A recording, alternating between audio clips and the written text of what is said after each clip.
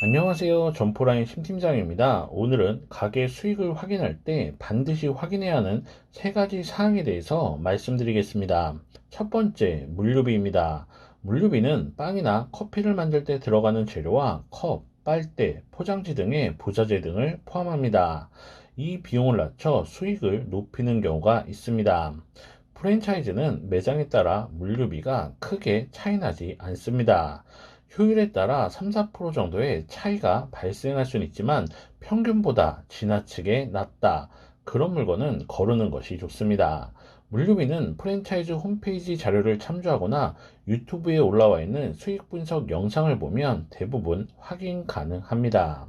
두 번째, 인건비를 확인해야 합니다. 인건비는 기준에 따라 비용이 크게 달라지는 항목입니다. 사장님의 인건비를 수익으로 잡는 경우와 비용으로 잡는 경우, 사장님의 근무 시간을 6시간으로 잡는 경우와 12시간으로 잡는 경우, 수익이 크게 달라집니다. 그래서 인건비는 어떤 기준으로 책정된 것인지 반드시 확인해야 합니다. 이후 정확한 영업시간과 근무 인원을 물어봅니다. 구체적으로 오전에는 몇 명, 오후에는 몇 명이 근무하는지 물어보고 실제 방문해서 그 시간에 몇 명이 근무하는지도 확인해야 합니다. 그런 다음 인건비를 다시 계산합니다. 영업시간이 아침 7시부터 저녁 11시까지 하루 16시간이다. 오전에는 2명, 오후에는 1명이 필요하다. 그럼 오전 5시간 곱하기 2명은 10시간, 오후 11시간 곱하기 1명은 11시간.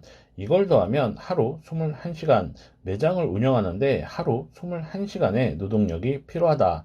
21시간 곱하기 30일은 630시간. 거기에 주휴수당 포함 시간당 인건비 12,000원을 곱하면 756만원.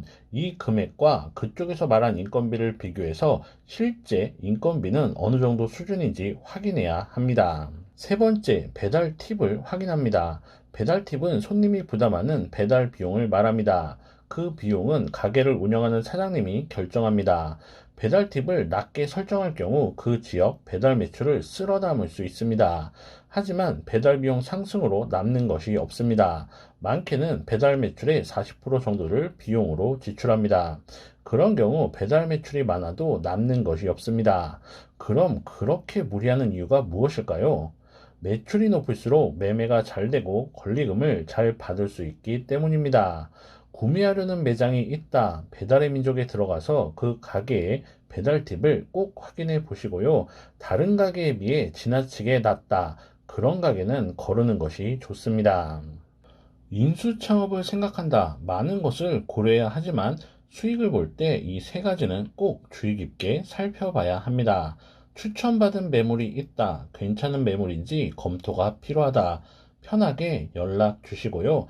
앞으로도 도움되는 정보를 갖고 찾아뵙겠습니다. 감사합니다.